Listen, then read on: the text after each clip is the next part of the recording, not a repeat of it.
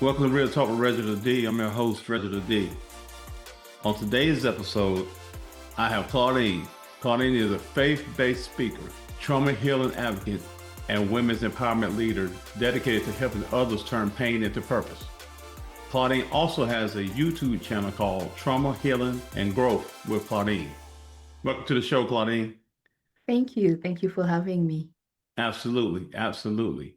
So, Claudine, can you take us back to where your journey began, where you grew up, and what your childhood was like? Absolutely. Like you said, my name is Claudine Iyabakiriho. I was born and raised in Rwanda. And through my childhood, I grew up to see a country that was rebuilding itself after the genocide of 1994. And witnessing that as a child, I learned at early age about resilience, about community and hidden pain. In my family, I was the firstborn of my family, and I grew up being responsible for my siblings, who were four children. So I became responsible at a very young age for my siblings, for my own mother, and later on for my own daughter. And that's who I am. I moved in Canada 2007, and I am a mother, I am a counselor, and a licensed financial professional. Okay. So, what was the pivotal moment or experience in your early life that shifted your perspective on purpose and identity? Right.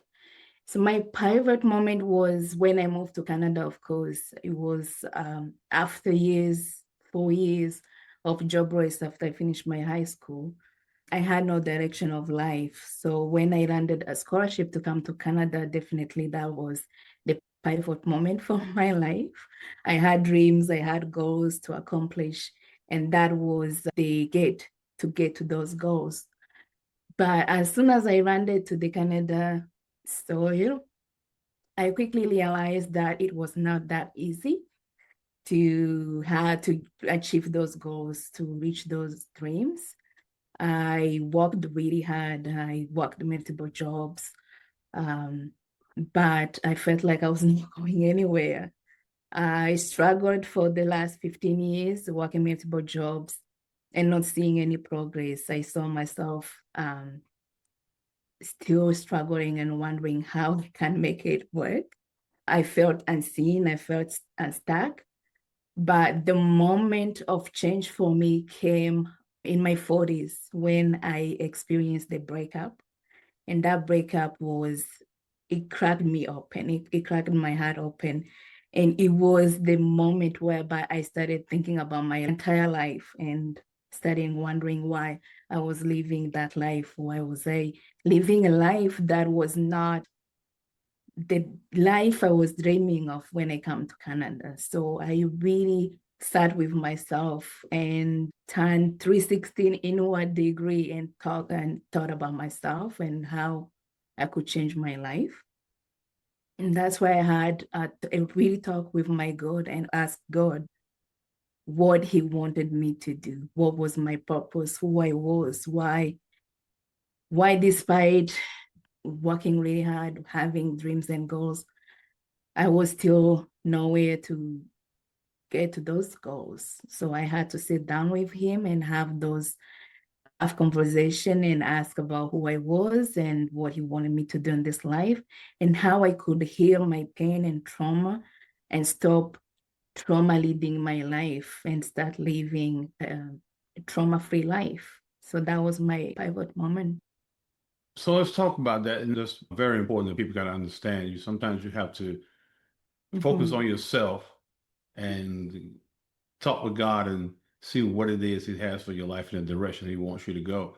So, you're talking about trauma in your life. What type of trauma did you have in your life? I experienced all time of trauma. Like I said, I grew up in a country that suffered from genocide. I had those childhood trauma, war traumatic experience. And then when I moved to a new country as well, I came with a luggage, and then moving to a new country as well, I came with another luggage to understand and live in a new culture where I knew nobody. English was the small, so I had to learn to speak English and go to university and catch up really quick. I had to learn to live in a Canadian culture. Everything was new. So, and that brought a lot of traumas, the existing one, and it kept adding up. And I kept living in that traumatized experience until the moment I had to sit down and ask myself those questions. I was like, why do I still live in this trauma? It needs to go if I need to get where I want to go. And it couldn't happen unless I sat down with myself and understand the origin of my struggles. Why did I have to beg to be loved, for example? Why did I feel like I had to force myself to have just the basic need, the job? Why did I have to struggle in every single of the ways? There was a reason for that, and that's why I sat down with myself and understand the root of those struggles. And the more I sat down and dig deeper, I realized that it was all coming from trauma and healing trauma I was dealing with all the time. So, Claudine, you're not just a survivor, you're a warrior and an advocate. What led you to turn your pain and your trauma into a platform? That's a great question. Honestly, I got tired. I got tired of suffering in silence and pretending that it was okay.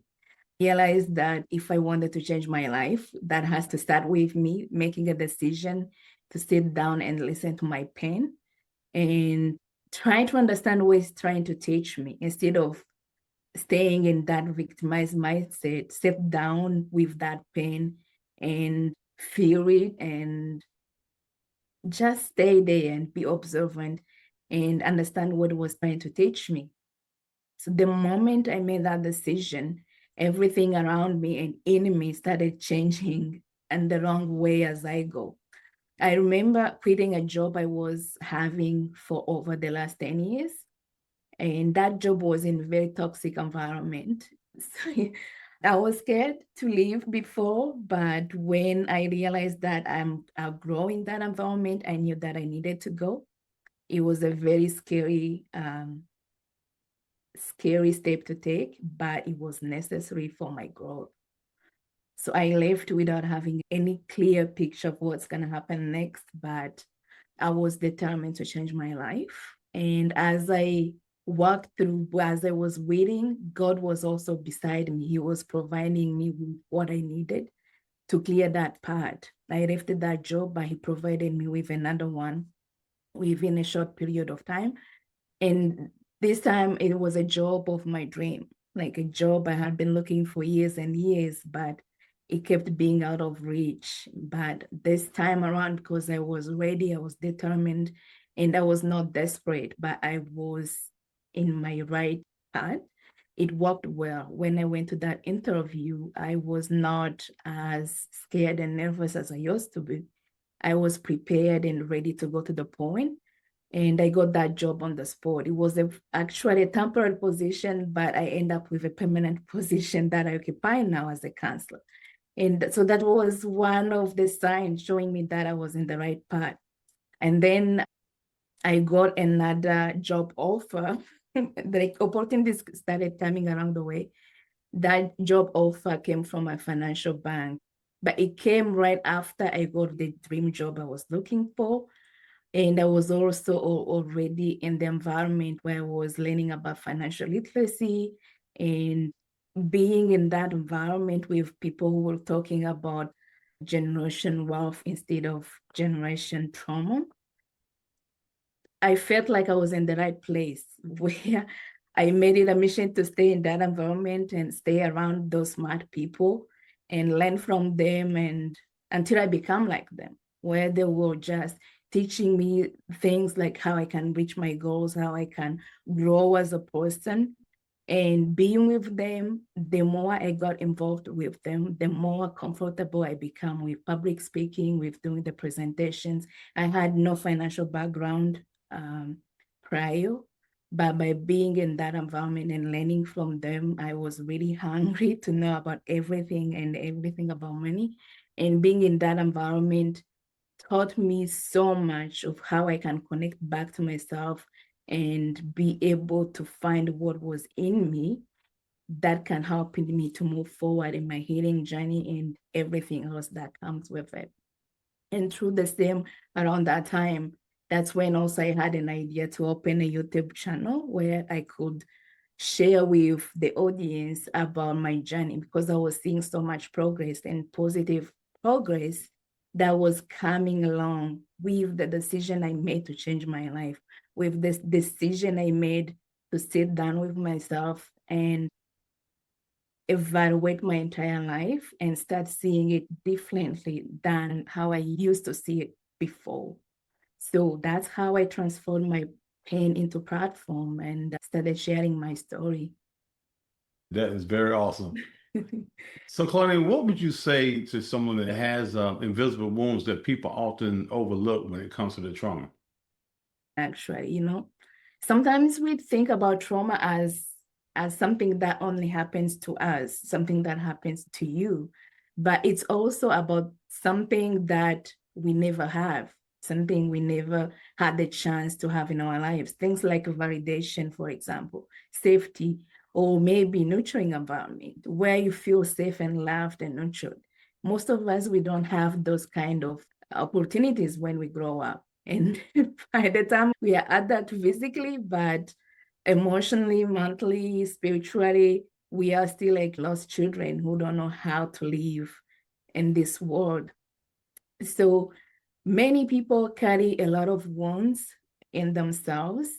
And those wounds, they transfer from generation to generation. We see them in culture to culture. It doesn't matter if you're Black, white, or anything. It's all universal, how we deal with our feelings, emotions, and behavior.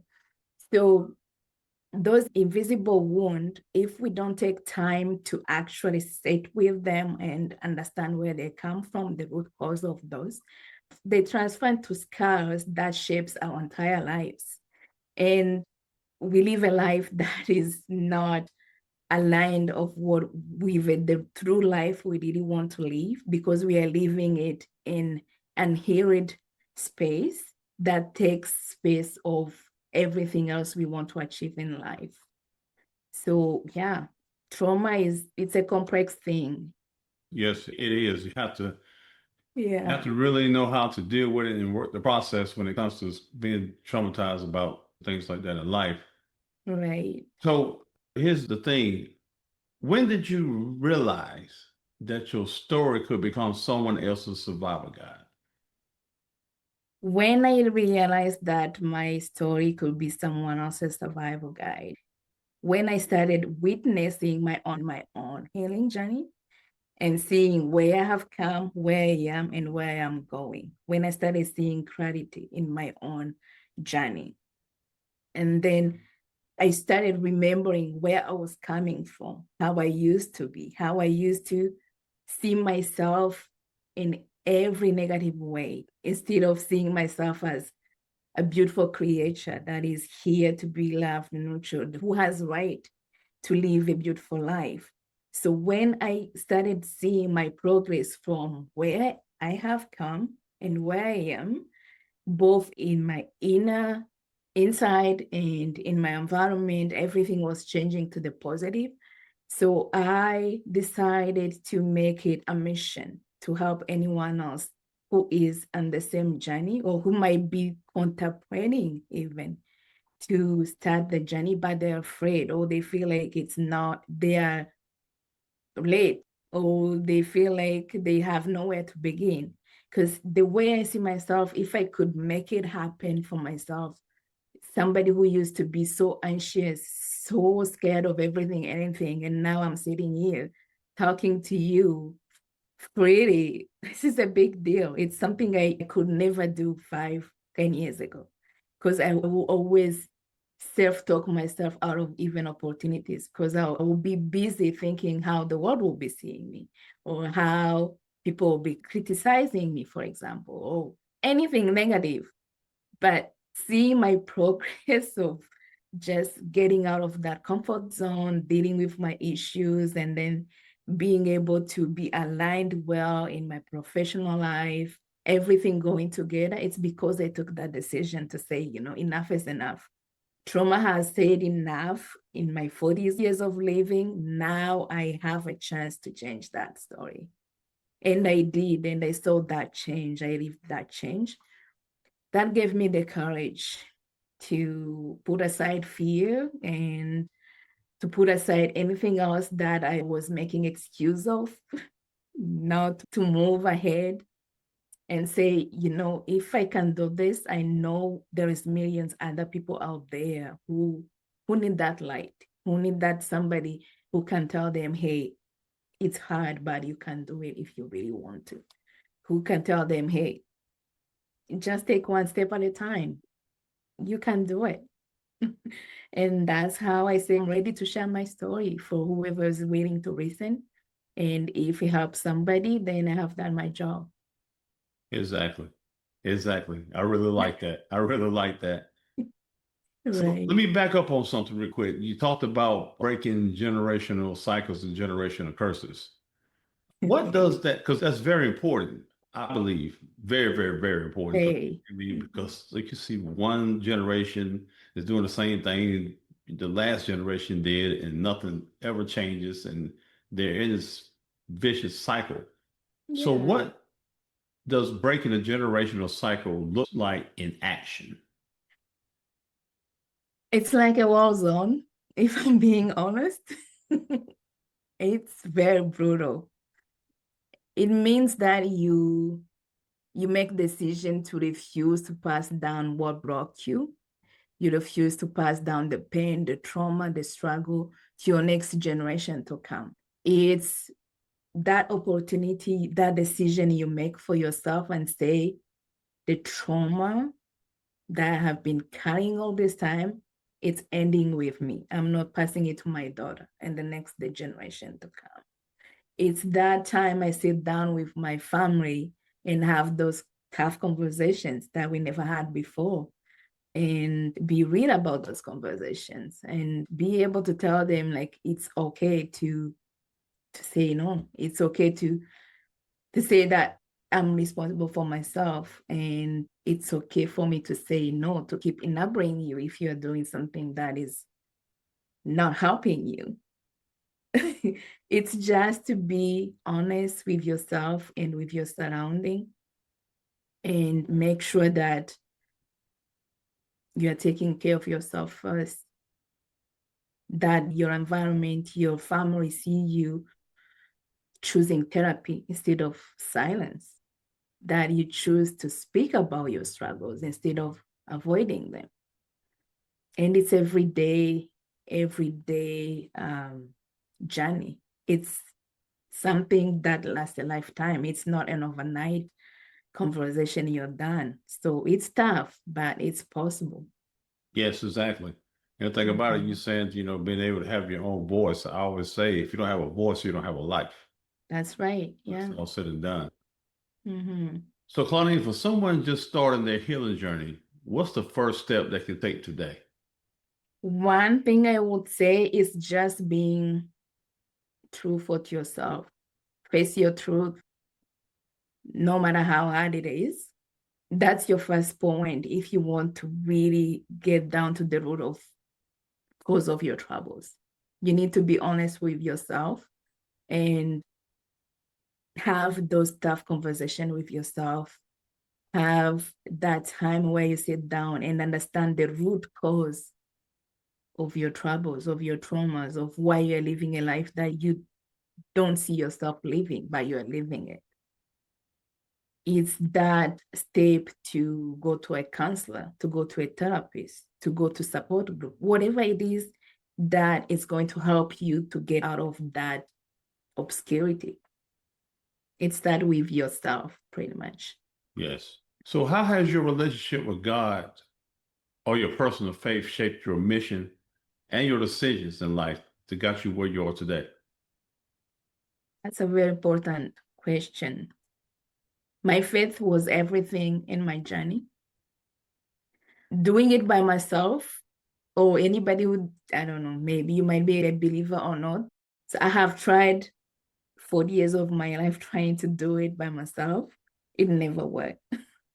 until I sat down with my God one-to-one and have those conversations and ask, why am I here? What's my purpose? What do you want me to do to this earth?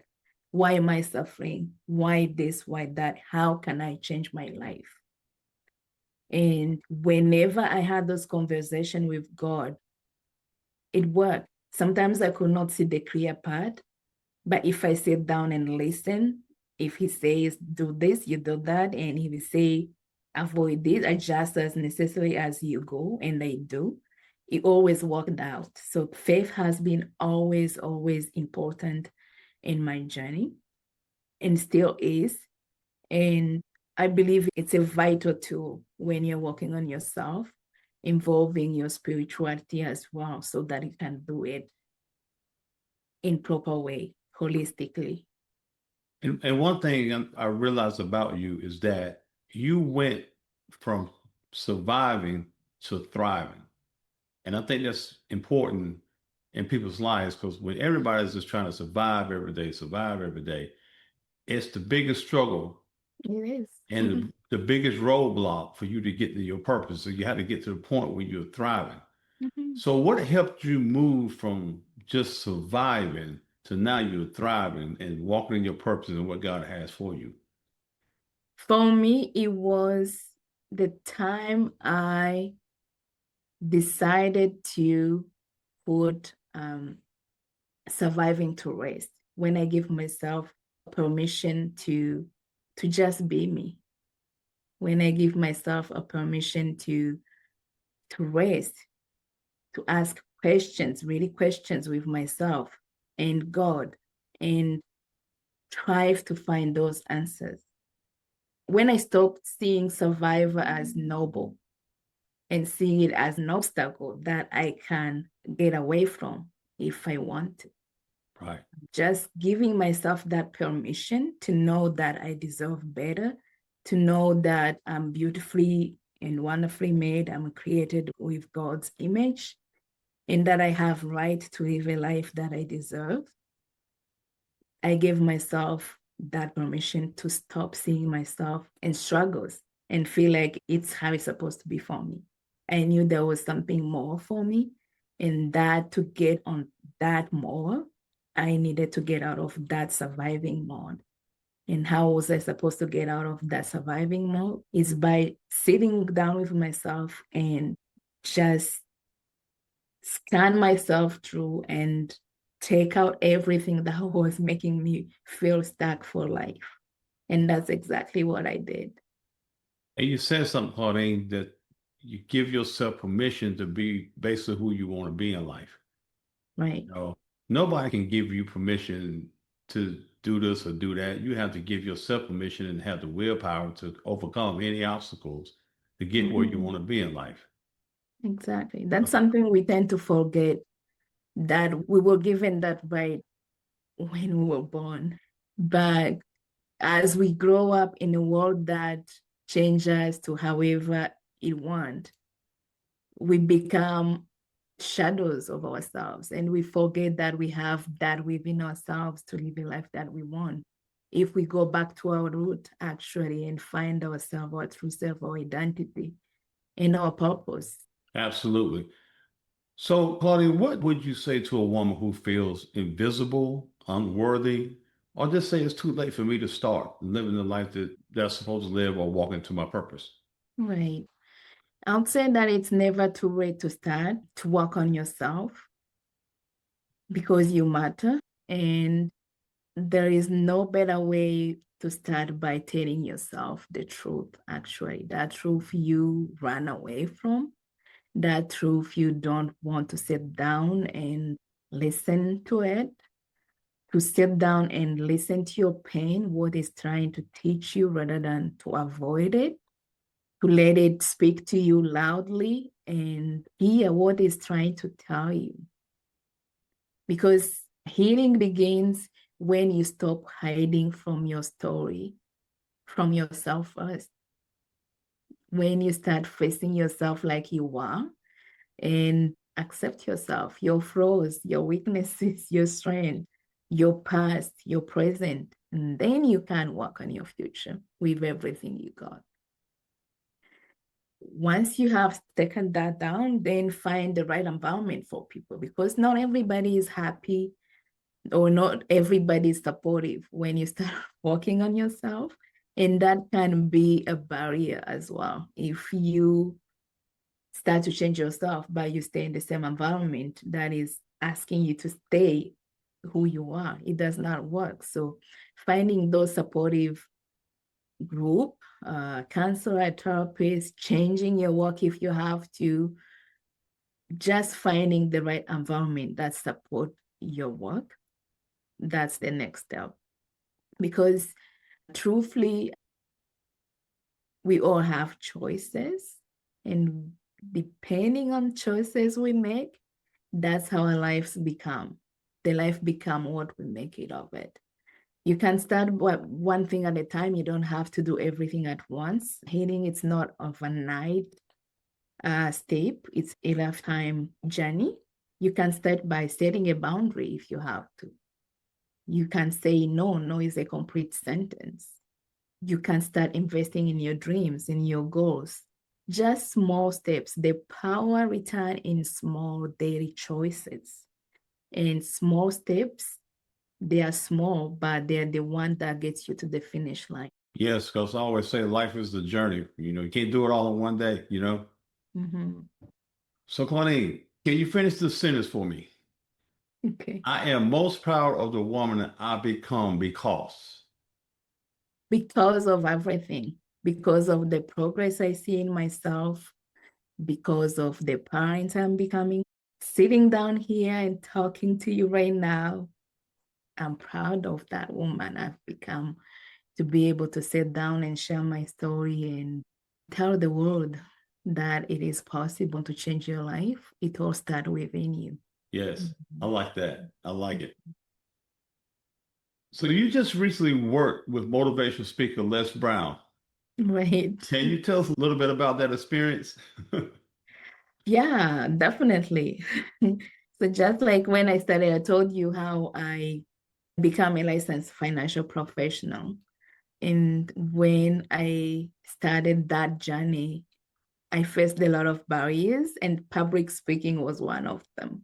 I really hate to talk in front of the crowd. And that's one of the main have to do if you want to be a strong financial professional. So whenever I was in front of people and presenting, I was like, oh my God, I'm shaking inside myself. But the more I kept pushing myself and talk, and the more comfortable I became. And then that's why I had an idea to take probably a public speaking course so that I can keep practicing my public speaking skills. And that's how I got into Les Brown course. And it changed my life pretty much.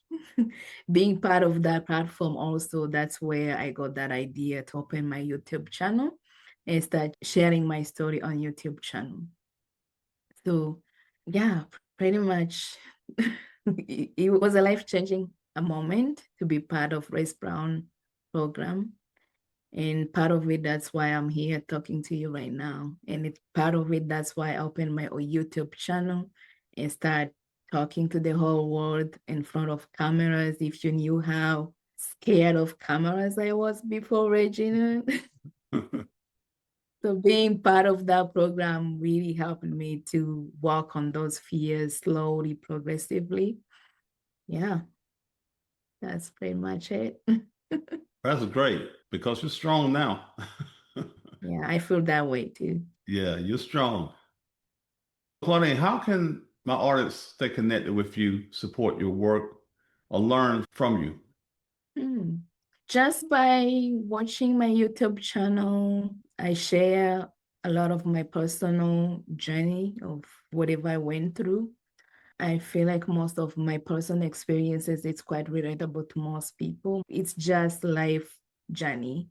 I talk about my divorce, I talk about my separation, my journey to Canada, how I dealt with my new identity and my new culture, everything. I talk about immigration, I talk about finances. It's everything that is relatable and universal to each one of us.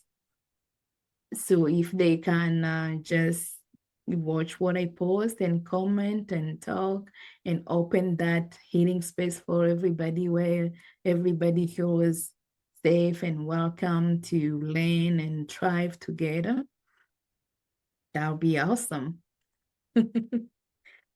Absolutely. And Yes, I really feel they'll be blessed by it too, also. yes.